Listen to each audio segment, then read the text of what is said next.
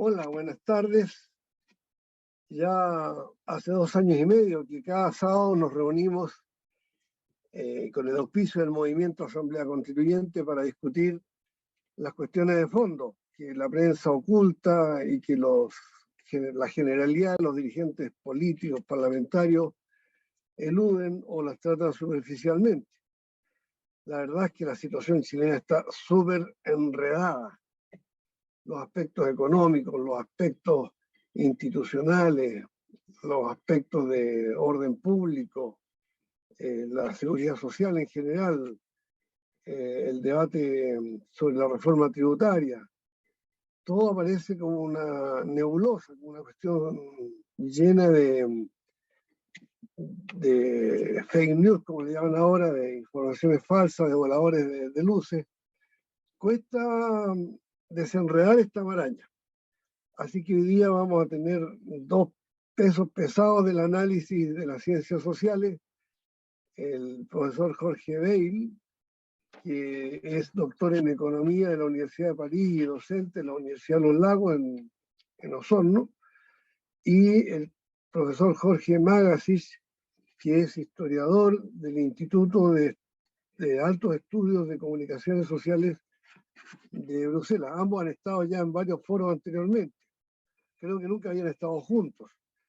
Pero la idea es desenredar esta maraña, esta situación que está pasando ahora, que como ustedes varias veces han escuchado en este programa, está muy entrelazada con la crisis internacional. La crisis internacional que hoy día es militar, ya en todas partes se empieza a hablar del fantasma de la bomba atómica.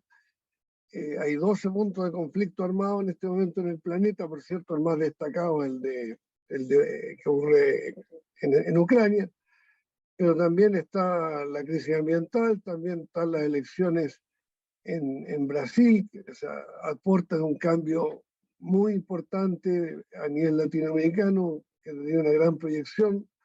En el caso que triunfe Lula, que es bastante probable, y bueno, el TPP, Tratado Transpacífico, que es el tratado número 24, 25 que firma Chile, ya lo firmó el gobierno de Bachelet, después la Cámara de Diputados, y el próximo martes 11 todo indica que el Senado lo va a aprobar porque tienen ya los votitos contados. O si no tuvieran los votos contados no lo habrían puesto en tabla. Esperaron el mejor momento porque sin duda es una medida impopular, ha sido anunciada no solo por todos los movimientos sociales, sino que por los propios partidos que hoy día están en el gobierno, en sus programas, cuando no estaban en el gobierno hablaban contra el TPP y ahora sus senadores están votando a favor del TPP.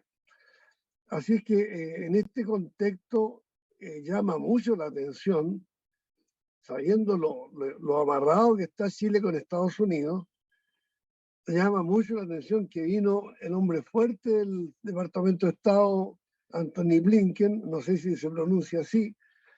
Este señor Blinken se reunió varias horas con el presidente Boric y la prensa no ha dicho nada. Ustedes comprenden que Estados Unidos tiene entre manos hoy día una brasa caliente en todos los aspectos de la crisis mundial, y venir a Chile no es para venir a tomarse un tecito, para hacer relaciones públicas, para eso está el embajador.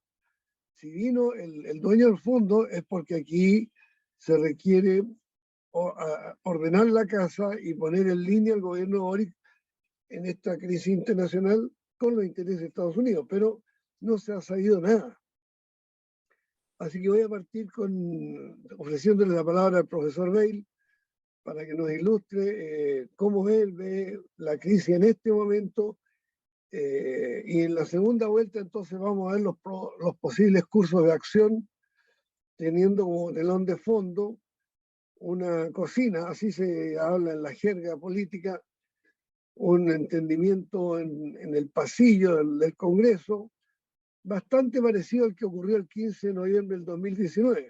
La diferencia es que esa vez se hizo hasta las 3 de la mañana, ahí en el ex Congreso Nacional, ahí en la calle Compañía de Santiago, y ahora se está haciendo directamente en Valparaíso, por los comités parlamentarios, de manera que ellos piensan que ellos son el poder constituido, que ellos son a la vez el poder constituyente, que ellos pueden decidir los temas, la organización, los límites que pudieran abordar los miembros de una futura convención constitucional. Esto, desde luego, contrapelo contra todo lo que se ha dicho desde noviembre del 2019 hasta ahora, de que es el pueblo el que tiene que redactar la Constitución y que el poder constituyente es la ciudadanía y no los diputados, senadores o presidentes de la República o alcaldes o concejales elegidos para un periodo específico de tiempo. Así que, don Jorge Rey, le pido que nos dé claridad en este revoltijo que estamos pasando. Adelante, Jorge. Sí, como tú dices en la presentación, hoy día la situación es confusa y el futuro es incierto. Por lo tanto, a mí me gustaría abordar dos aspectos en esta primera vuelta. Uno es las consecuencias o por qué perdimos el apruebo de la nueva Constitución, y en segundo lugar, cuál es el escenario político actual. Y en una tercera, digamos, ya después que escuchamos las preguntas de los auditores y participantes en el chat, veremos un poco cuál sería la convocatoria para un movimiento popular en la coyuntura actual. Sobre el primer aspecto, yo creo que se han escuchado muchos tecnicismos para explicar por qué perdió la votación, por qué perdió el plebiscito de la prueba. Hay un eco, yo diría que esos tecnicismos que se argumentaron sobre cosas que se habrían hecho más o menos, mal, bien, etcétera, no me dejan satisfecho. Yo creo que hoy día la definición que hizo la derecha, el sector conservador, del escenario político en el cual tenía que debatirse la elaboración de la nueva Constitución con la convención y después, digamos, el plebiscito de salida, fue un escenario magistral del punto de vista de la promoción comercial, del punto de vista del marketing. Es decir, ellos colocaron un escenario en el cual justamente impidieron durante el último año que se discutiera los elementos de contenido de la nueva Constitución. Y desviaron la atención hacia el desprestigio de las personas que estaban en la Constitución, hacia cómo se vestían, acerca de ridiculizaron los aspectos de los pueblos originarios, cómo se vestían, y en la parte final la embistieron respecto de que esto significaba que la gente, si se aprobaba la nueva Constitución, iban a perder los fondos de pensiones, se iba a eliminar el derecho a la educación, a que las familias decidieran dónde estudiaran sus hijos, una serie de valores de miedo que han estado presentes en todas las campañas del terror político que hemos visto en Chile. Desde la campaña del 64 de Eduardo Frei Montalva contra Allende, desde las campañas en el año 70 contra Salvador Allende, desde la preparación del golpe de Estado del año 73, hasta el plebiscito del 89, del 88 y del 89, del 88, perdón, hasta en esta elección. Es decir, que las fuerzas conservadoras definen un tema de discusión que les permite sacarlos del objetivo principal del interés colectivo de darse jurídicamente nuevas normas de convivencia, un nuevo orden social y validar un nuevo pacto. Es decir, eso fue una manera muy lúcida para la derecha de sacarse el tema de que en el plebiscito de entrada había sido aprobada una nueva constitución por el 78%. Entonces, no discutió del contenido, sino que lo sacó y lo llevó a los tradicionales aspectos psicológicos del miedo. Y yo creo que ahí hubo un error de parte de las fuerzas que estábamos por una nueva constitución de subvalorar al adversario que teníamos al frente. Es decir, que se dio por ganada la nueva constitución a partir de la elección de estos delegados que, al estar reuniendo 2/3 de la votación en los distintos artículos, ya se daba por entendido que ellos, esos 2/3 de los convencionales, representaban a la mayoría que iba a permitir un plebiscito de salida favorable. Y cuando nos fuimos acercando a ese plebiscito de salida, empezaron a salir de que había una situación en la base social, en las comunas, en el mundo popular, que realmente no se había entendido lo que se estaba discutiendo, y había un enraizamiento en las comunas tradicionalmente combativas de que había penetrado el discurso conservador de la derecha del miedo a perder el fondo de pensiones, el derecho a la educación y una serie de otras catástrofes que nos anunciaban. Y ese escenario esa fue una subvaloración del adversario, una subvaloración de a quién teníamos al frente. El sector conservador y la derecha no iba a perder sus privilegios así como así. Iba a jugar todas sus cartas, las jugó y las jugó publicitariamente muy bien, aprovechando ¿qué cosa? El monopolio de los medios de comunicación. Es decir, que aquí no hay posibilidad de hacer una instancia democrática, un plebiscito democrático, si los grupos económicos poseen los 4 grandes canales abiertos de televisión, poseen la red cerrada, los canales digitales, poseen todos los diarios nacionales y regionales, dominan hoy día la esfera de los canales sociales, digamos, los nuevos canales de expresión social. Es decir, que no podemos competir con que esto sea una posibilidad en igualdad de condiciones de presentar ideas, de presentar argumentos y que esos argumentos se impongan porque son mejores. Y cuando vemos los aportes, vimos que participaba activamente la SOFOFA con publicidad, con promoción, participaba activamente las ISAPRES, participaban activamente las AFP, participaban todo el mundo económico, ponía plata y al final había 6 veces contra 1 la cantidad de medios económicos que se puso a disposición de la campaña del rechazo en contra del apruebo. Entonces aquí nosotros no perdimos. Aquí no perdió la democracia porque esto no era una instancia democrática de definición. Aquí todo el poder económico cayó, utilizó y desplegó sin límites ideas que no estaban limitadas a las fake news o a las noticias falsas o a las distorsiones de los argumentos del adversario, y eso obligó a los partidarios del apruebo a estar siempre a la defensiva, siempre defendiéndose, siempre aclarando. Y cuando tú estás a la defensiva defendiendo ideas, nunca ganas.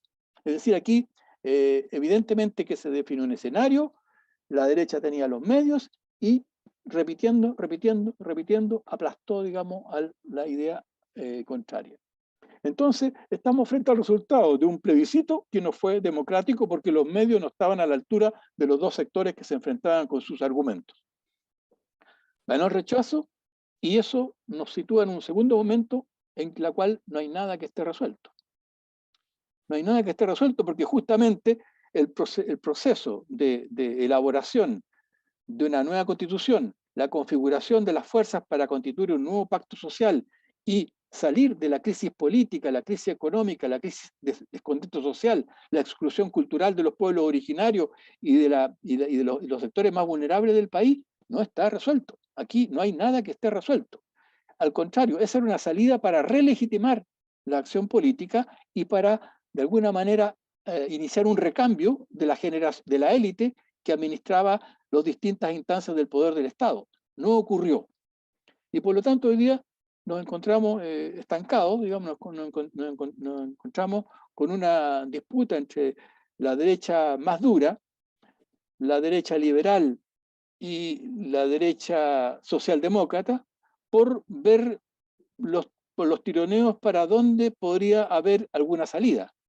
Pero yo creo que hoy, al igual que antes, la única posibilidad de la salida de la crisis política es con una emergencia de un acuerdo basado en la soberanía popular, basado en las cuestiones fundamentales de que los representantes elijan libremente las condiciones y los contenidos de una nueva forma de convivencia social, política, cultural y económica.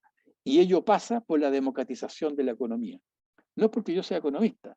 Yo creo que hoy día, cuando los informes ahí del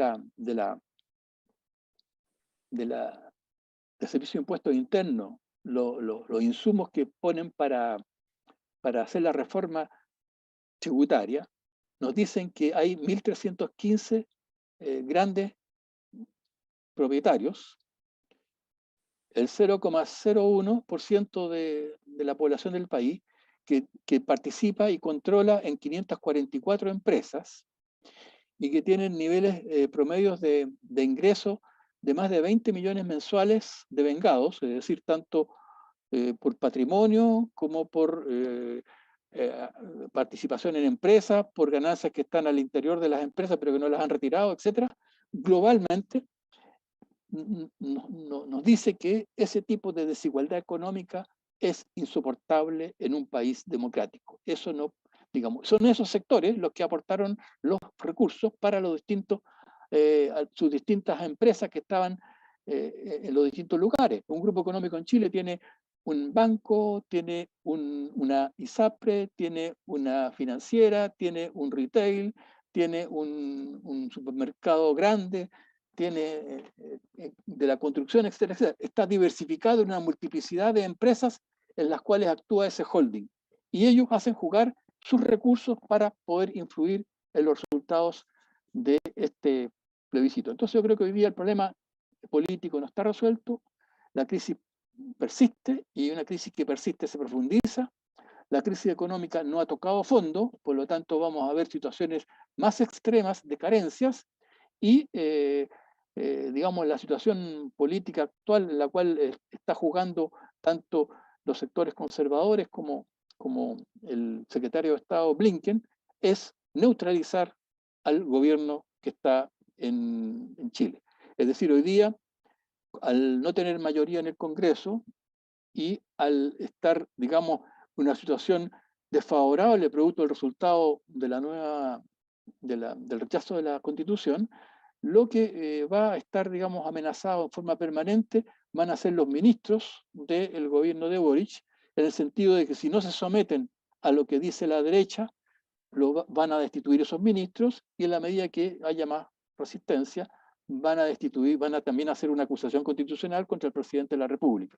Es un mecanismo que utilizó ya el imperialismo norteamericano el año 73 y la derecha haciendo la destitución sistemática de los ministros porque tenían mayoría política en las cámaras, en el Parlamento, y de esa manera ir haciendo hacer al gobierno que está hoy día en el gobierno chileno, hacer lo que ellos harían si estuvieran también en el gobierno. Un poco es la paradoja de Jaime Guzmán de elaborar una constitución en la cual si nuestros adversarios la estuvieran administrando, no pudieran hacer cosas más que se parecieran mucho a las que les harían ellos. Es decir, hoy día, con la amenaza de la constitucional a los ministros y eventualmente al gobierno en su conjunto, están neutralizando cualquier reforma, cualquier perspectiva política de ellos. Y en eso, por lo tanto, queda de fondo la movilización social que veremos en una segunda vuelta, intercambiaremos algunos temas. Eso. Gracias. Ahí me escucha bien. Gracias, Jorge. Muy riguroso y además, como es docente, tiene experiencia y se ajustó al tiempo que le solicitamos. Le ofrezco la palabra entonces a Jorge Magasis con esta reflexión histórica que acaba de hacer Jorge. Es bien impresionante, ¿eh? De que hace 40 años Jaime Guzmán dijo con letras de molde, esta constitución, la de 1980, que es un bando militar de Pinochet, está tan bien hecha que quien sea que esté en el gobierno tendrá que hacer lo mismo que haríamos nosotros en el gobierno. Es impresionante que durante 40 años ha ocurrido eso. Es una sentencia así marcada a fuego, ¿no? Como los 10 mandamientos, una cuestión rígida que no se sale. Con la novedad que hay ahora es que los que están gobernando están haciendo lo que haría Jaime Guzmán en el gobierno, pero con una chaqueta de joven, de izquierda y de modernidad, ¿no? ¿Cómo lo ves tú, Jorge? Adelante, Jorge Magasis. Aquí los dos se llaman Jorge, así que adelante, Sí, Jorge gracias. Magasis. Gracias, gracias. Primero un saludo al ciclo de foros por la Asamblea Constituyente Libre y Soberana. Es un reconocimiento al combate que ustedes están librando y a este encuentro de todos los sábados, que es una contribución, porque finalmente lo que nosotros tenemos que hacer es reflexionar e intentar convencer. Es nuestra... Voy a tomar también un esquema parecido al del primer expositor, o sea, tratar de dar una respuesta a qué pasó.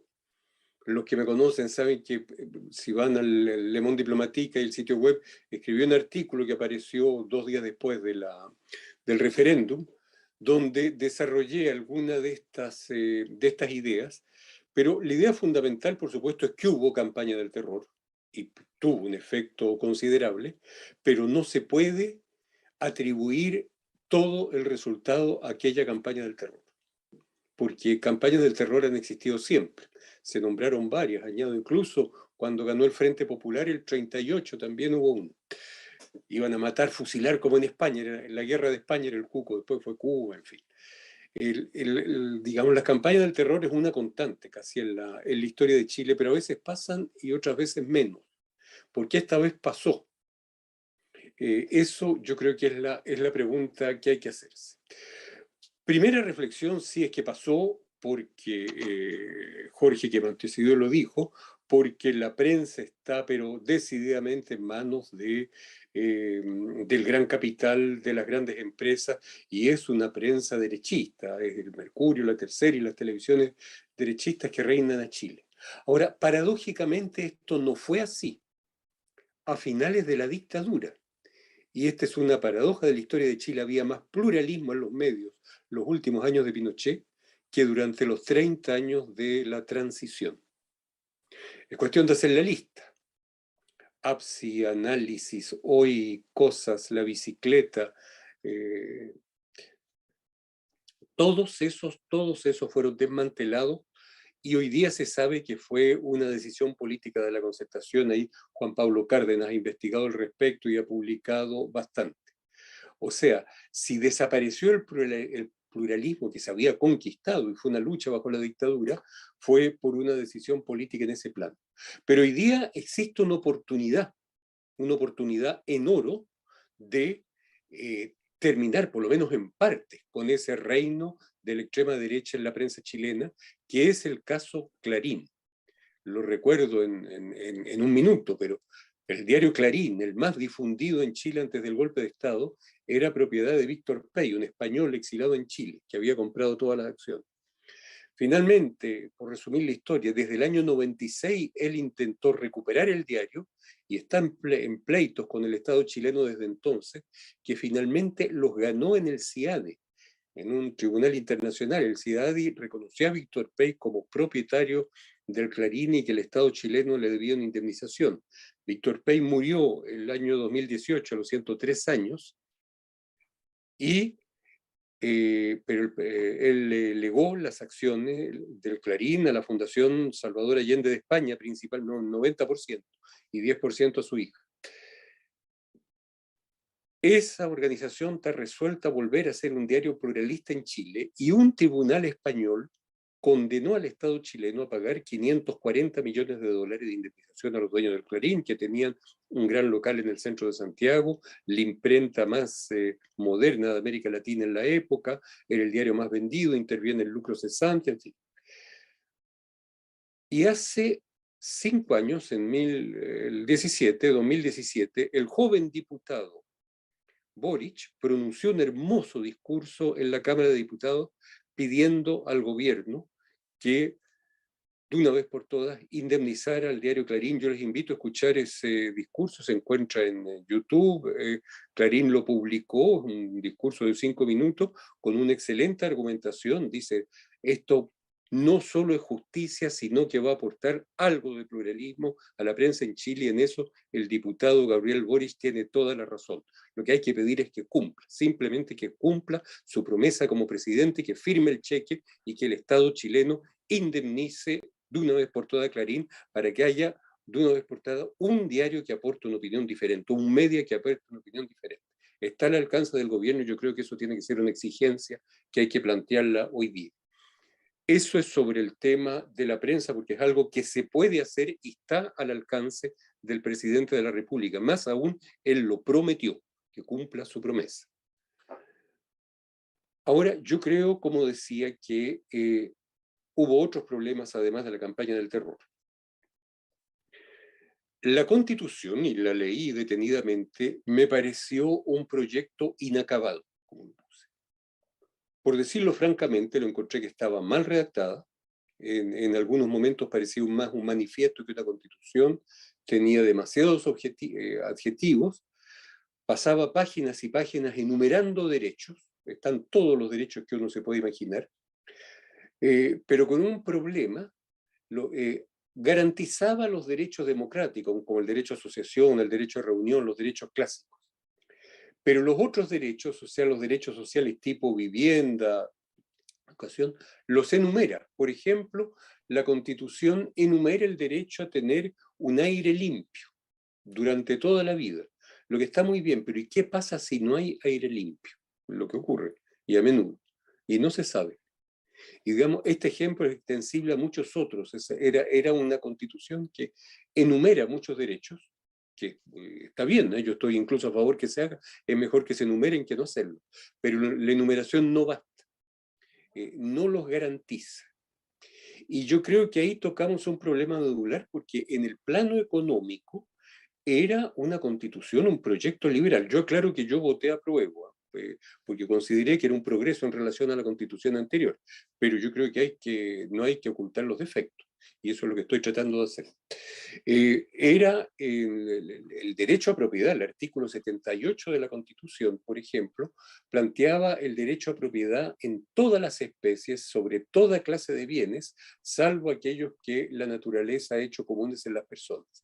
Y el Estado solamente los puede expropiar por ley, o sea, no por decreto. Y tiene que pagar enteramente el valor del bien antes de tomar posesión de él. Traduzcamos, si alguna vez se nacionaliza una mina, habría que pagarla entera. Si alguna vez se nacionaliza un bosque en la zona mapuche, igual. Entonces era una versión extremadamente liberal. Y aclaro esto, lo digo en función de la historia de Chile, porque voy a recordar dos ejemplos. Chile conoció dos reformas agrarias. La del 62 de Jorge Alessandri, un gobierno de derecha, reforma agraria que la izquierda tildó de reforma agraria de maceteros. Pero incluso esa reforma agraria de maceteros permitía expropiar un fondo pagándolo a plazo. O sea, el Estado podía tomar posesión del bien y pagarlo a plazo después, lo que no lo permite la Constitución, o sea, el proyecto que fue rechazado. El año 67, la segunda reforma agraria, se introdujo la noción de rol social de la propiedad. O sea, si una propiedad, un fondo en este caso, no era explotado, no cumplía su rol social y el Estado tenía derecho a expropiarlo. O sea, se le exigía a la propiedad de medios de producción, en todo caso, cumplir ese rol social. Y en la reforma constitucional de Allende, que permitió la nacionalización del cobre, se establece una diferencia entre nacionalización y expropiación, donde en la nacionalización no es obligatorio pagar todo el bien, cuando se trata de grandes temas que interesen a la nación. Bueno, no hay nada de esto en el artículo 78 de esta Constitución, por eso yo pienso que es un retroceso. Sabemos que la proposición de nacionalización del cobre fue rechazada, la votaron solo 64 constituyentes, la del litio igualmente, y otras no se plantearon. El único tema económico que se ganó fue el agua, que volvía a ser un bien vinculado a la tierra y que el Estado podía regular. Pero en todos los otros temas se trata de una constitución liberal. Entonces, a mí me parece que ese proyecto de constitución, pese a enumerar muchos derechos para los pueblos originarios, repetir muchas veces la palabra paritarios y enumerar esos derechos, no reflejaba claramente los objetivos de la revuelta popular que conocimos a partir de octubre del 2019. Y yo creo que lo esencial en el futuro es buscar un proyecto que refleje esos objetivos. Yo he visto algunos análisis con los que discrepo de gente que dice, no, ese fue un movimiento de rechazo esencialmente. No, yo creo sí, se rechazaba el sistema que impuso la dictadura, pero bien propuesta. Si uno asistía a la manifestación, habían varias propuestas, a veces claras, algunas otras propuestas estaban latentes, y esas propuestas tendrían que haber estado más explícitamente formuladas en el proyecto de constitución, y eso no se hizo. Entonces, ¿cuáles son ese sistema de propuestas? Bueno, no más AFP y un sistema de jubilación único para el chileno y un sistema de salud único, y hay que dar la batalla ideológica cuando te dicen no, pero entonces no vamos a tener derecho a escoger la salud. No, o sea, no, hay que responderle, no podemos permitir un sistema de salud para los pobres y otro para el 20% más rico, el 17% que está en las ISAPRES. Todos, si uno es chileno, si uno quiere a su patria, lo que es cierto porque la queremos, no solo tiene que estar dispuesto a dar la vida por ella, por lo que dicen muchos, hay que estar dispuesto a pagar por ella. O sea, hay que estar dispuesto a poner dinero para compartirlo con sus compatriotas. Y eso se hace a través de sistemas de redistribución, y hay que dar esa batalla ideológica en esos términos. Sí, si uno es chileno, tiene que contribuir para el sistema común de salud de todos los chilenos. Una vez hecho esto, no está prohibido ahorrar para la salud, para la pensión, para otras cosas, pero primero hay que cumplir con la obligación de cotizar a las cajas de seguridad social, lo que se ha hecho después de la guerra en la mayoría de los países de Europa. Podemos hacer la historia de lo que fue la seguridad social en Francia, en Bélgica, en Inglaterra, que ha sido desmantelada, y son sistemas que han funcionado muy bien. O sea, las cotizaciones son obligatorias, no hay la libertad de escoger. Primero se cotiza y después, si alguien quiere, se va a cotizar a otro nivel. O sea, es un deber ciudadano contribuir con este sistema. ¿Sí? ¿Tiempo? No te escucho. Perdón, pero no te escucho. ¿Cómo? Que redondea la idea para pasar a la segunda etapa de la Entonces, sí, te concluyo con esto y después paso a los otros ejemplos. Yo creo que entonces el proyecto en síntesis de constitución que tenemos que presentar es que nosotros queremos un Estado que garantice derechos sociales como el derecho a la jubilación, el derecho a la educación, el derecho a la salud, el derecho a la vivienda, a la cultura, pero para garantizar esos derechos sociales el Estado tiene que disponer de recursos, y esos recursos se están nacionalizando las riquezas básicas, que es una vieja idea de la izquierda desde principios de siglo, y es lo que ha dado más resultado a Chile. Voy a hablar de eso después en la segunda intervención, pero tenemos que tener una constitución que asegure para todos, para las grandes mayorías, no solo para ciertos segmentos, derechos sociales, y para eso tenemos que tener un Estado que disponga de recursos para financiar esos derechos. Y eso se hace nacionalizando el cobre, nacionalizando el litio, licitando el mar, o sea, haciendo pagar por él, porque hasta ahora lo dan gratis, y también el Estado, porque no puede tener ciertas empresas que sean rentables y que produzcan beneficios para financiar estos derechos sociales. Con eso termino mi primera intervención. Muchas gracias, Jorge. Sí, adelante, Jorge. El problema es que la Constitución justamente no es un problema de buenas ideas. La propuesta no más AFP fue derrotada en la convención. Entonces, todo lo que tú, Jorge Macanich, nos propones que debería tener, es decir, de ser más clara aún, fue derrotada, y fue derrotada en el plebiscito. Entonces, el problema es, por lo tanto, eso quedó dedicado a la ley que precisara cómo voy a hacer el nuevo sistema de seguridad social. Y el problema es justamente ese, de que al ser elegido la Convención Constitucional, los delegados, ellos creyeron que tenían ganado el resultado, la salida. Y eso no era así. Esto no es una discusión de iluminados de las buenas ideas. El litio fue derrotado, el cobre fue derrotado. Entonces el problema es que tú tienes que tener base social movilizada permanentemente que te garantice que las ideas que tú estás defendiendo en una instancia como una convención sean respaldadas por el mundo popular. Y eso no estaba, y no está. Entonces, los cambios, las reformas o las revoluciones no es un grupo de iluminados, es la gente que mayoritariamente tiene que estar movilizada, organizada y consciente de que está proponiendo una reforma que es fundamental y que la gente que tiene al frente no va a renunciar así como así a las tasas de ganancia y a los poderes que tiene a su dinero.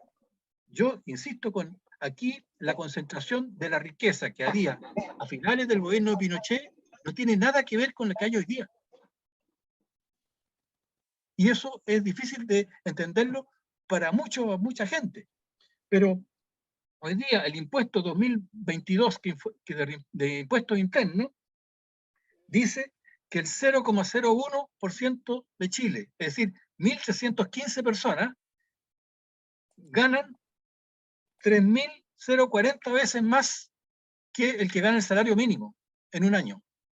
Es decir que, digamos, para llevar un ejemplo que yo hago en mis clases para que me entiendan mis alumnos. En 1990, el 5% más pobre con respecto al 5% más rico, la diferencia era de 127 veces. En el año 2020 es 300 veces la diferencia entre el 5% más pobre y el 5% más rico.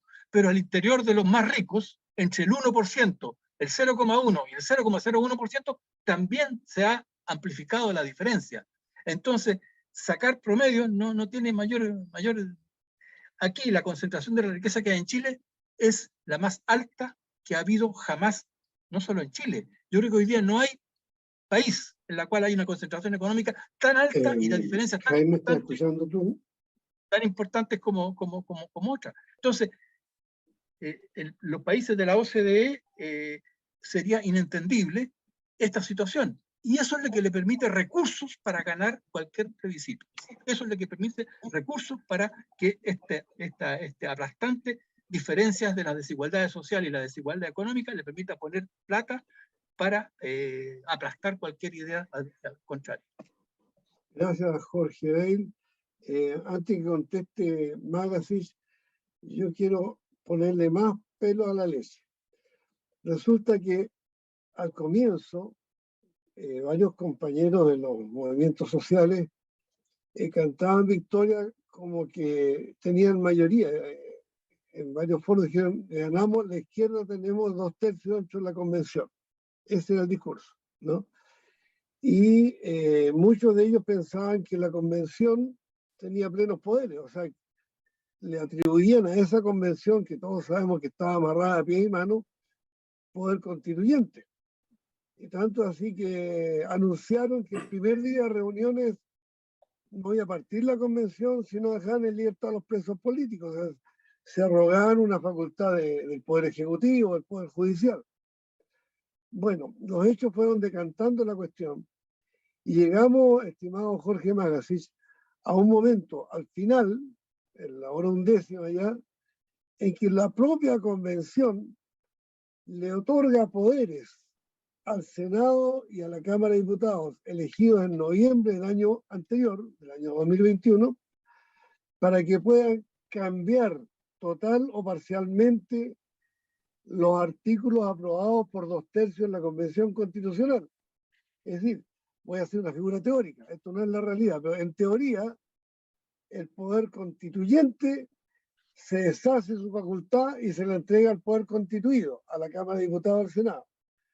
Pero para hacerle más fácil la peguita a la casta parlamentaria que lleva 32 años, porque la mayoría que hay en el Parlamento es la mayoría que ha gobernado estos 32 años, les dicen, ustedes para cambiar los acuerdos de la Convención Constitucional pueden hacerlo por 4/7 de los votos, o sea, le rebajó el quórum. Mientras la Convención tenía que aprobar las cosas por 2/3, que un quórum mucho más alto, son como 14 o 15 votos más, la Convención Constitucional le facilita la pega a la casta política parlamentaria que lleva 32 años en el gobierno para que por un quórum muy inferior de 4/7 pueda mantener el sistema que hundió a Chile en estos 32 años. Entonces, en el fondo se van cayendo todos los mitos. El mito que esto era constituyente, porque no era constituyente, el mito que esto era izquierda, y caramba, la palabra izquierda va un barrido, un fregado, y el mito que la derecha está totalmente a la defensiva. Pero a la hora que hubo que votar, como aquí ustedes muy bien lo demostraron, tanto Jorge Beil como Jorge Magasich han demostrado fehacientemente que los temas que tienen que ver con los intereses del capital extranjero y del imperialismo dentro de Chile no tuvieron nunca 2/3. Adelante, Jorge Magasich, te pusimos bien dura la pista entre Jorge Beil y yo. Adelante. Mira, yo dije en la argumentación que di que yo pienso que uno de los puntos débiles de esto, además de que era un proyecto inacabado, que no era claro, que le daba demasiado énfasis a temas identitarios y no suficiente a los temas sociales, yo pienso que es porque los objetivos de los movimientos sociales no estuvieron reflejados en este proyecto y que se perdió, bueno, pero eso es parte de la lucha política, la nacionalización del cobre se perdió varias veces antes de obtenerla, de las 5 minas de cobre. Se podría decir la historia de cuántos proyectos se presentaron al Parlamento en Chile para hacerlo, pero bueno, uno abrió el camino del otro y yo creo que presentar un proyecto es una forma de dar el debate, porque lo esencial del debate justamente no se dio. Si hubiéramos dado un debate, hubiéramos conseguido poner el énfasis en esos temas, y ese es nuestro objetivo, ¿sí? No hay otro, yo pienso. Para tener derechos sociales hay que tener un Estado que lo financie, y ese Estado que lo financie tiene que poseer estos bienes. Voy a hacer un poco de historia, porque el cobre fue nacionalizado hace 51 años. Cuando se dice el cobre era la gran minería. Había un criterio para decidir cuáles eran las grandes minas y en 1971 habían 5 que correspondían con ese criterio y esas 5 minas fueron nacionalizadas. Ahora quiero hacer un alcance porque se hizo esto a través de una reforma constitucional, que fue un debate importante. Hubo un debate en el gobierno de Allende si era una ley o no era una ley. ¿Qué pasaba? Que el gobierno anterior, el de Frei, había chilenizado, entre comillas, comprado una parte de las acciones, pero al mismo tiempo había hecho unos contratos leyes con las multinacionales que le daban a esos contratos el valor de una ley y tenían una vigencia de 20 años. O sea, estaba hecho para impedir la nacionalización. Por eso yo me he puesto muchas veces en otros artículos la gente que dice que esto fue si uno va al Wikipedia, se dice que fue una continuación. No, no fue una continuación, la nacionalización fue una ruptura con la chilenización. Hubo que deshacerla, fue el término que utilizó Eduardo Noboa, y si uno lee la ley, hubo que desarmar la chilenización. Bueno, esa nacionalización de esas 5 minas, si uno va al sitio web de Codelco, uno aprende que aportó a Chile 115.000 millones de dólares, de 1971 a 2008, que es el año 2018, perdón, que es el año que cito esta cifra. O sea, hoy día debe ser más que eso, pero es la última que tengo. 115.000 millones de dólares. Imagínense ustedes por un instante Chile sustrayéndole esa ficha, esa cifra, que se usó bien o mal, en algunas veces otro tema, pero finalmente los progresos que se han conocido tienen como base principal el dinero que aportó a las arcas fiscales en la nacionalización de esas 5 minas del cobre, lo que hacen de ella la medida económica más importante del siglo XX. Y me gustaría evocar el momento que se hizo, porque fue un domingo, el domingo 11 de julio de 1971, se reunió el Congreso Pleno para terminar la votación a las 17 horas, presidido por Patricio Aylwin, que venía de ser electo presidente del Senado. Estaban presentes 135 diputados y 42 senadores. Hablaron los jefes de todos los grupos. Por el Partido Nacional habló el Marqués Bulnes, diciendo que el Partido Nacional estaba más bien por la empresa privada, pero a veces aprobaba las nacionalizaciones, y este era uno de los casos, así que esta la aprobaban. Y finalmente, después de 3 horas de debate, el presidente dice: vamos a adoptar la forma de voto parado, de pie o sentado. Entonces, que se pongan de pie todos los que están por la nacionalización. Y los 130 y... ¿cuántos están? Todos los presentes, los 135 diputados y 42 senadores, eran 178 en total, todos se pusieron de pie. No hubo un solo voto en contra, no hubo una sola abstención. Entonces, esa era una medida tomada por la unanimidad de la sociedad chilena que habría que tomar en cuenta, incluso por los convencionales. Después, yo sé que Gustavo conoce muy bien el tema del Perdón, cobre. Jorge, pero quiero Pero el tema agregar no que terminó ahí. El tema no terminó ahí. soberanía nacional, o sea, si hay un momento en la historia de Chile en que hubo soberanía nacional, porque al frente venía Estados Unidos, que tenía la mano pesada para impedir ese acto. Sin embargo, la voluntad popular se reflejó en las instituciones del Estado y se dio este paso gigantesco. Perdona que haga el paréntesis. Termina la idea, Jorge, porque Y después ha sido, insisto, por eso yo creo que hoy día la gran minería del cobre son 11 minas. Estas 5 que siguen siendo públicas, más 6 nuevas. Pero las 6 nuevas han sido privatizadas pese a que en la Constitución de Pinochet tomaron la misma frase que se agregó en la reforma constitucional de Allende. El Estado tiene el dominio absoluto del subsuelo. Y también estaba en este proyecto. Pero la dictadura introdujo la historia de las concesiones y después de las concesiones plenas, que es un eufemismo para designar la privatización, y finalmente las concesiones plenas, la mayoría de ellas en todo caso, se otorgaron durante los gobiernos de Elwin y de Frey, y de esa forma se privatizaron las 6 minas de cobre cuando eso es absurdo. O sea, Chile sabe producir cobre y sabe venderlo desde hace 50 años. Entonces, privatizar eso se hizo por una especie de fanatismo religioso, una creencia que lo privado es mejor que lo público, cuando no, lo público ha entregado la cifra que vengo de dar el Estado chileno.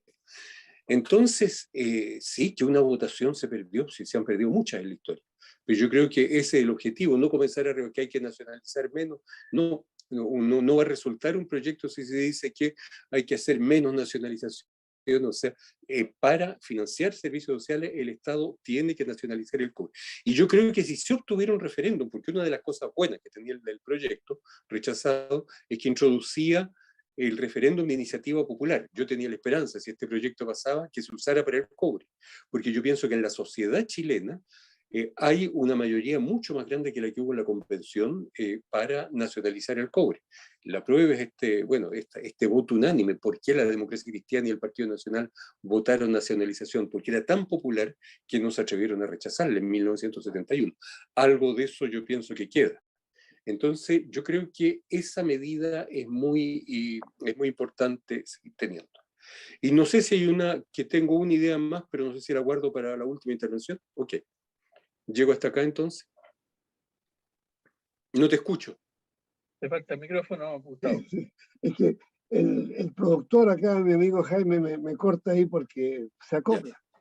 Bueno, en concreto entonces, esa segunda parte la hace a continuación, ¿no? Y sí. Ahora le ofrecemos la palabra a Jorge Dale para que vayamos avanzando en cómo construir de aquí en adelante esta alternativa verdaderamente soberana y oponernos y hacer algo para impedir esta imposición desde arriba para abajo del 1% al conjunto de la sociedad chilena, que es lo que se está cocinando hoy a esta hora en el Parlamento. Adelante, Jorge.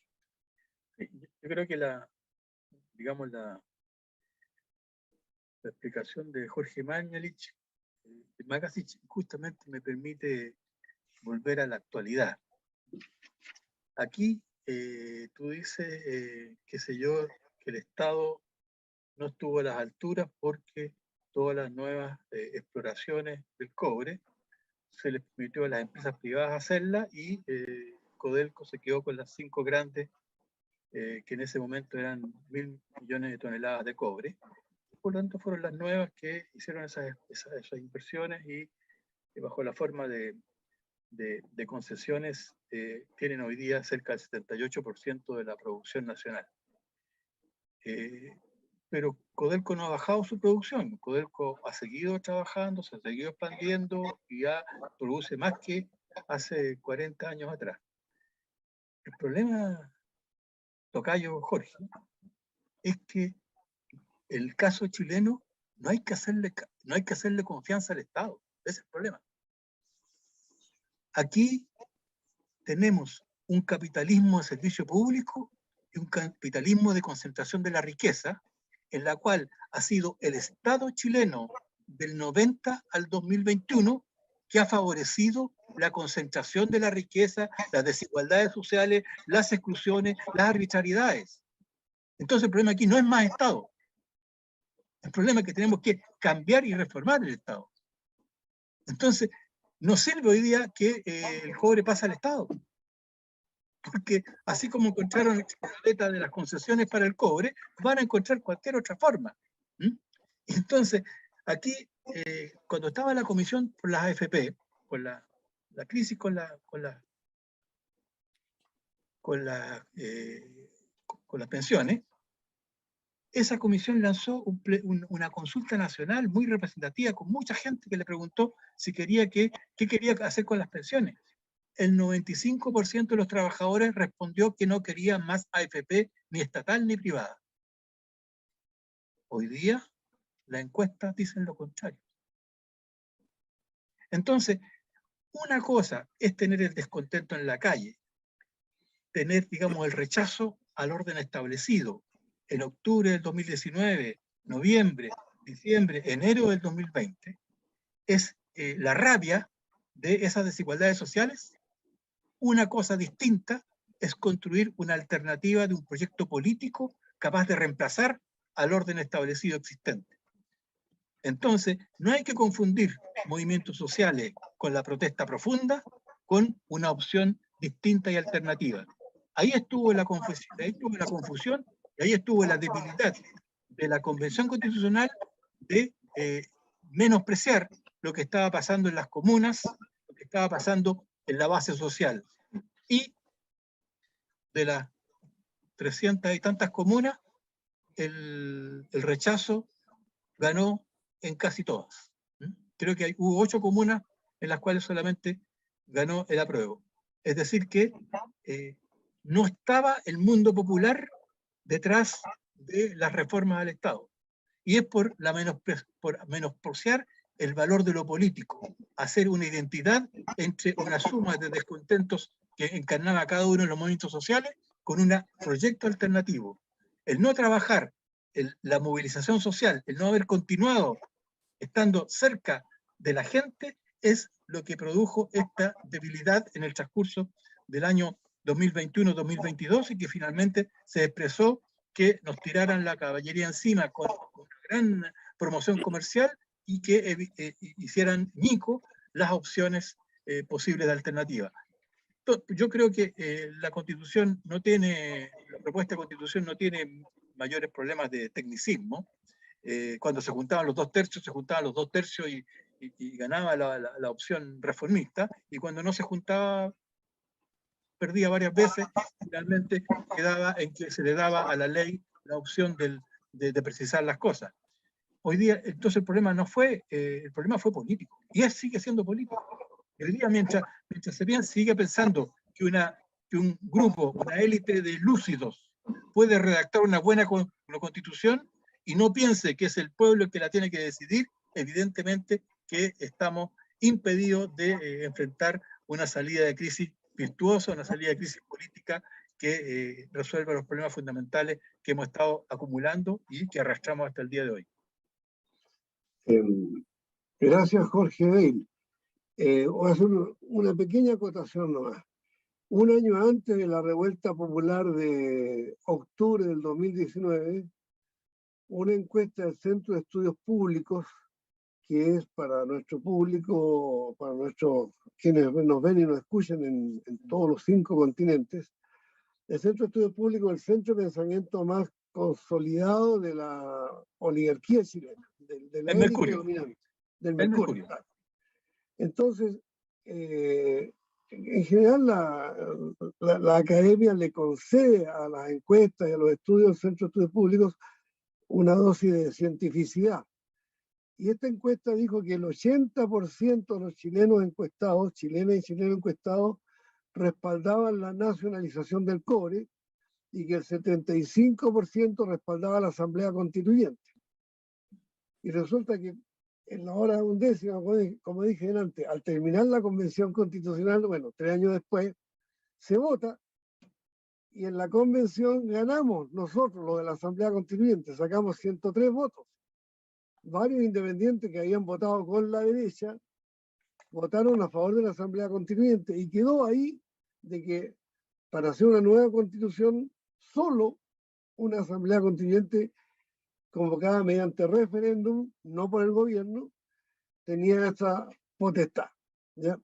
Sin embargo, cuando se votó la nacionalización del cobre, sacamos 64 votos sobre 160, 155. Es decir, hubo sectores ambientalistas, sectores supuestamente independientes, sectores supuestamente de los movimientos sociales, que se hicieron eco de este discurso de la derecha, y la derecha jugó mucha habilidad, porque me refiero al sector de Renovación Nacional y UDI, que aceptaron que en la nueva constitución que estaba redactando la Convención Constitucional quedara el mismo articulado que redactó el Congreso Nacional con Salvador Allende en el 71 y la dictadura militar en 1980, de que la riqueza minera del subsuelo del territorio son de manera absoluta, exclusiva, inalienable e imprescriptible propiedad del Estado.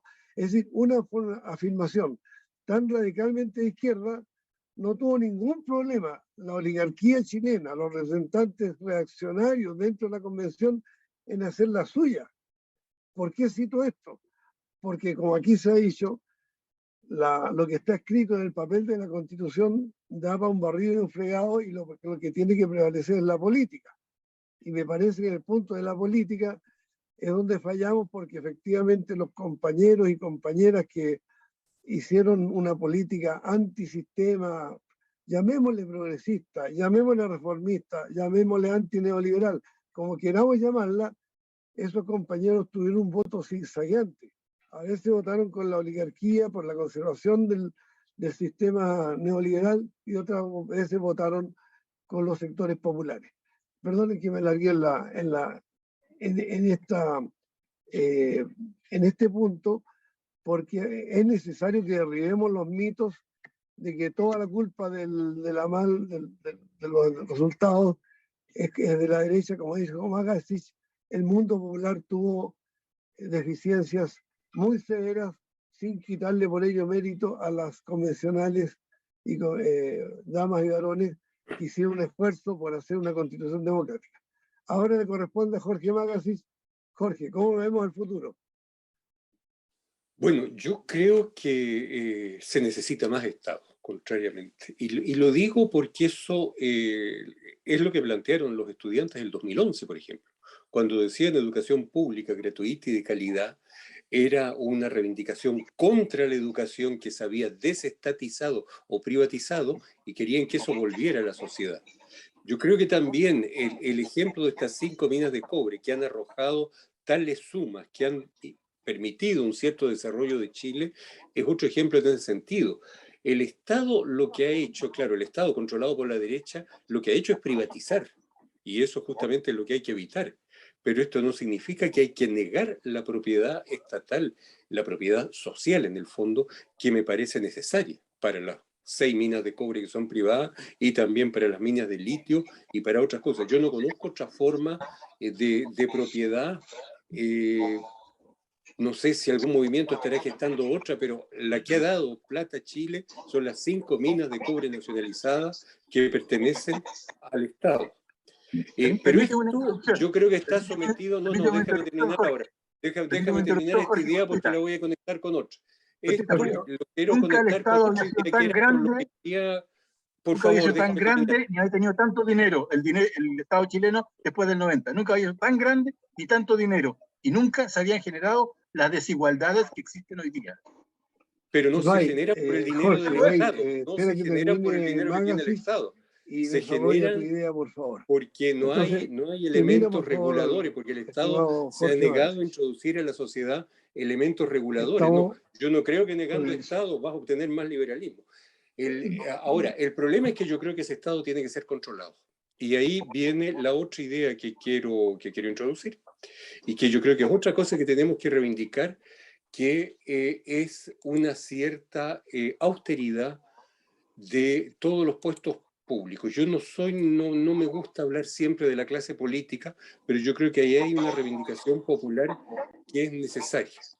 Que los cargos pagados por el Estado, y con esto me refiero no solo a ministros, senadores y diputados, sino que también a funcionarios, jueces, militares y funcionarios especiales como los conservadores de bienes raíces que reciben pagos escandalosos, tienen que estar limitados constitucionalmente. Yo creo que es una idea constitucional que tenemos que presentar. Y vuelvo, bueno, al tema que estoy estudiando. O sea, yo no lo había dicho antes, pero estoy tratando de escribir la historia del gobierno de la Unidad Popular. Aparecieron los 2 primeros volúmenes, estoy en los siguientes. Pero una de las cosas que puedo decir es que una de las primeras decisiones de ese gobierno fue que el sueldo máximo en la administración tenía que ser lo equivalente a lo que en ese tiempo se llamaban sueldos vitales. Vitales era el nombre del salario mínimo entonces. Si lo traducimos a lo de hoy día el salario mínimo son 300.000 pesos, significa que el máximo tendría que ser 6 millones y nadie puede ganar más que eso. Entonces, yo creo que esa reivindicación, porque eso, finalmente el neoliberalismo opera también por cooptación. Yo creo que todos nosotros conocemos gente que en algún momento trabajaba en una ONG o era profesor y tenía un salario de ese tipo, pero después de eso fue cooptado, salió diputado y cambió de mundo. Se fue a vivir a otro barrio, se compró una casa de vacaciones, se compró un teléfono, los hijos van a los colegios privados, en fin. Entonces hay una cooptación. Por ahí alguien en el siglo XIX dijo que la existencia condiciona la conciencia, y eso es cierto. Sigue siendo cierto el siglo XX y el siglo XXI.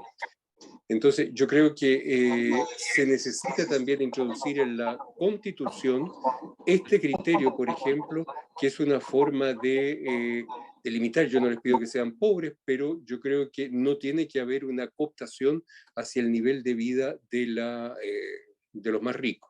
El representante del pueblo tiene que tener una vida comparable al del pueblo que representa.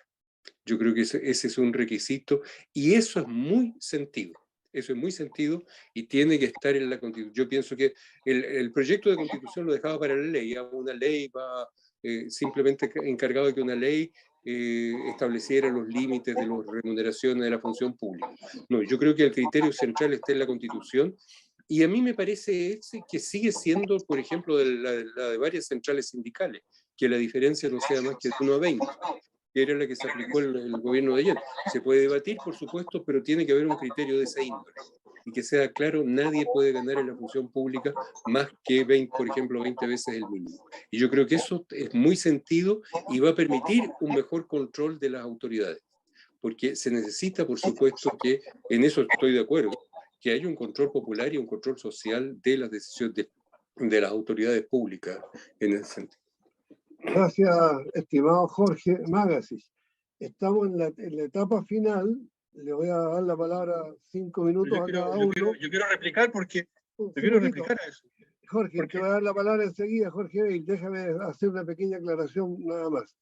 Le voy a ofrecer la palabra a ambos para que desarrollen una parte final, pero les quiero pedir que tomen en cuenta que a la hora que estamos discutiendo estos temas acá, los diputados y senadores de los partidos que han gobernado en los últimos 32 años están poniéndole límites, ellos le llaman bordes, ¿no?, a un nuevo organismo convencional y están lejos, pero a años luz, de aceptar una propuesta como la que acaba de hacer Jorge Magasis. Es decir, son ellos los que han disfrutado de sueldos, más o menos 9 millones de pesos los diputados, 16 millones de pesos los senadores, y de ahí, ¿para qué decir?, el Contralor y otros cargos, los de la gran minería del cobre, que están ganando 30, 40 millones mensuales. Entonces, realmente la cuestión no está en que en este momento podamos optar por una convención, una constitución más o menos democrática. Todo indica que el tipo de convención que van a acordar estos señores en la cocina, ahí, esta semana o la próxima semana, es una constitución o es una convención donde el pueblo no va a tener una representación genuina, los independientes no van a tener posibilidad de tener ni candidatura ni lista por su cuenta, y va a haber un plazo mucho más acotado y va a haber un nivel de restricción al debate público de estas cuestiones. Recién aquí hablábamos de que para discutir el tema de la nacionalización del cobre en Chile hubo un debate de 30 años. Bueno, en la convención hubo un debate en que cada orador podía hablar 2 minutos. 2 minutos para hablar sobre la nacionalización del cobre. Es decir, estaba fríamente calculado que los convencionales no tuvieran tiempo para profundizar ninguna cuestión y prevaleciera la campaña de mentiras que orquestó la prensa conservadora. Les planteo esto porque tenemos que en este debate avanzar de qué manera pudiera haber una asamblea constituyente o una entidad constituyente que realmente refleje la soberanía popular y no sea un simple expediente de los medios de comunicación dominantes, de los poderes fácticos que controlan el Estado chileno. Le voy a dar la palabra en primer lugar a Jorge Veil y posteriormente a Jorge Magasich. Adelante, Jorge.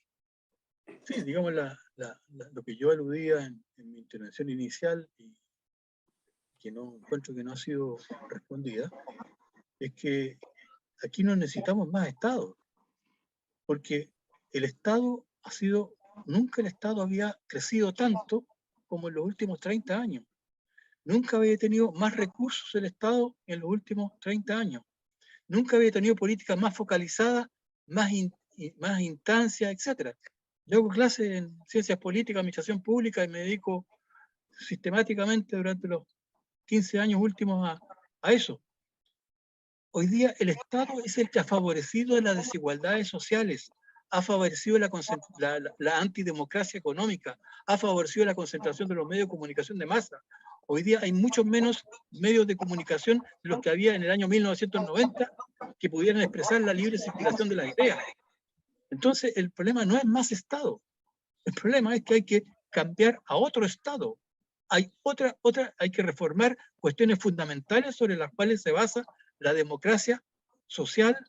Hay que integrar la democracia social vinculante, en la cual las personas puedan incidir en lo que pasa en sus comunas. Hay que introducir la democracia económica para que el microemprendedor pueda realmente participar en los emprendimientos y tener resultados. La concentración económica avanzó, que las grandes empresas tenían hace 30 años el 75% del mercado de venta y hoy día tienen el 86%. Las microempresas, que son el 95% del total, tenían el 7% del mercado, hoy día tienen el 1,68% del mercado de las ventas. Entonces, con ese nivel de concentración económica, con ese nivel de cómo el Estado juega a favor de los grandes grupos económicos, es imposible que haya algo democrático. Por lo tanto, la superación de la reforma del Estado tiene que nacer de la soberanía popular, de la movilización social en las bases, de la constitución de la organización en las comunas, de la voluntad popular. No hay nueva constitución, no hay reforma del Estado a partir de las ideas de los iluminados que proponen cosas progresistas.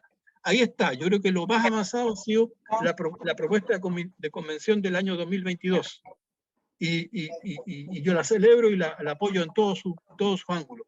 Pero evidentemente que había elementos que eran inaceptables para los grupos económicos, como era la cuestión del agua, como era la cuestión del medio ambiente, como era la cuestión de los pueblos originarios, como era la cuestión de la descentralización del poder y distribuirlo. Es decir, democratizar el Estado y que se transfiriera poder desde el centro regional, desde el centro nacional, desde el Parlamento a las regiones, y que las regiones y las comunas pudieran decir sus cosas.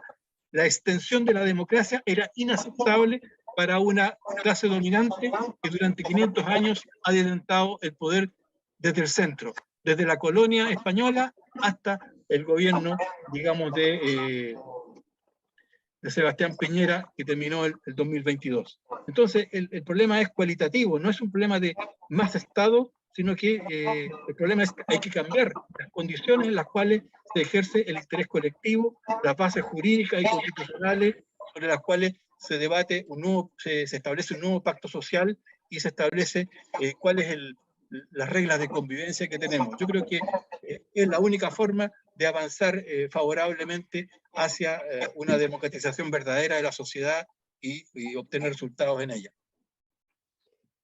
Muchas gracias, Jorge Abel. Entonces le ofrezco su despedida, su resumen final al profesor Jorge Magasich. Sí, yo creo que existen ejemplos, yo reflexiono sobre lo que dicen los otros.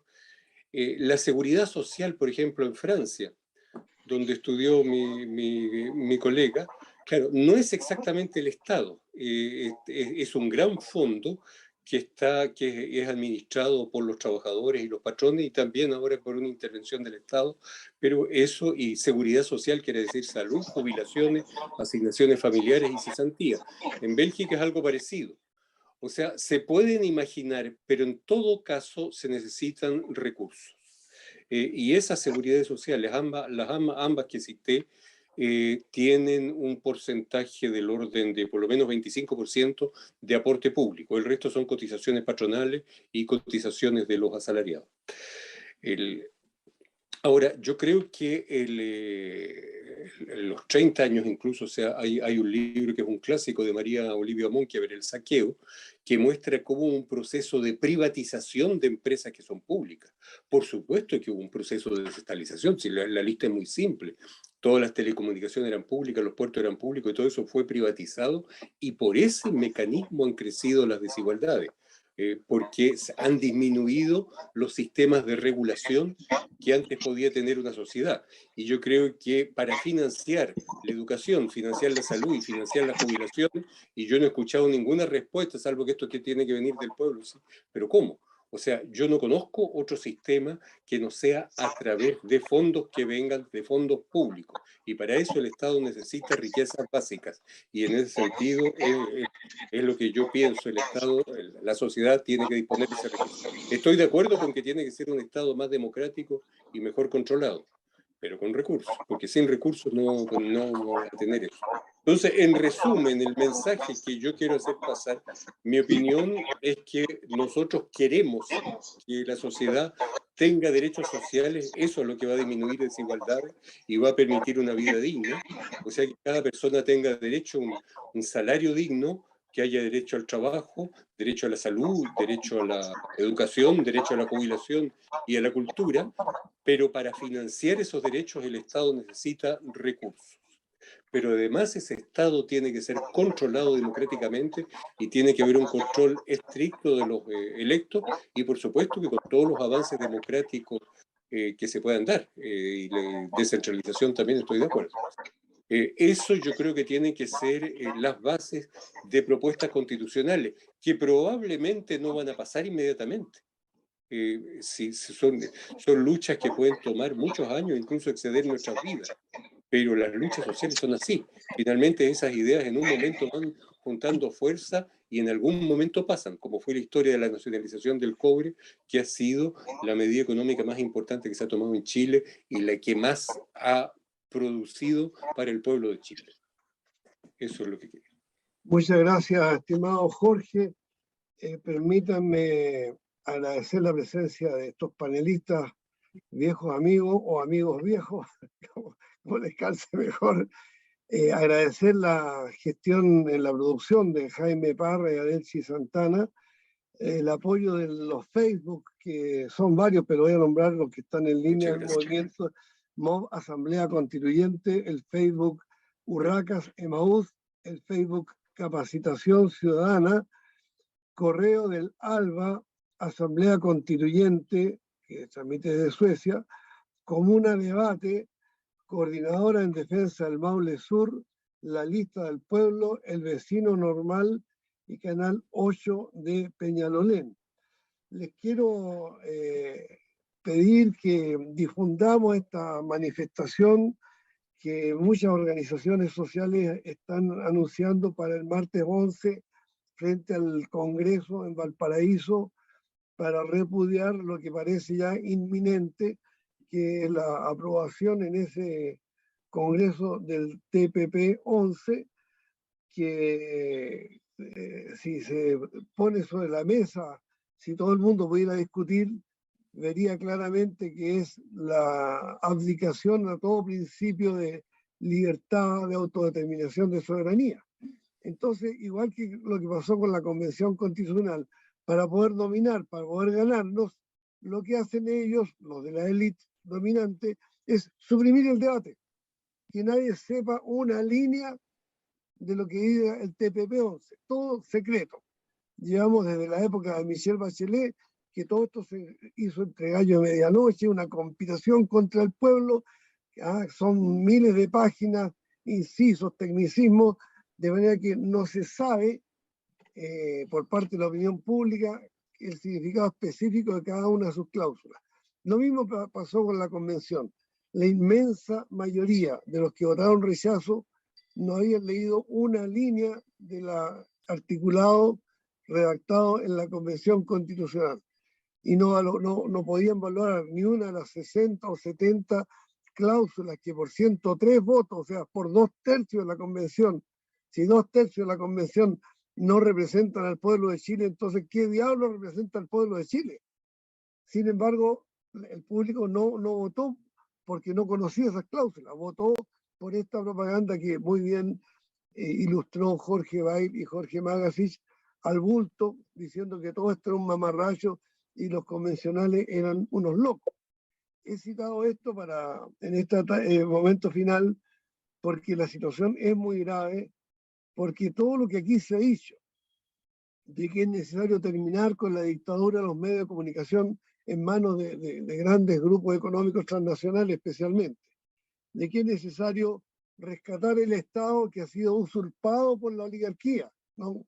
Prácticamente 32 años en que el Estado es una especie de pirata que le saca al pueblo lo que produce el pueblo vía impuestos, vía exacciones tributarias, y se lo entrega a la oligarquía mediante ilusiones, mediante subsidios.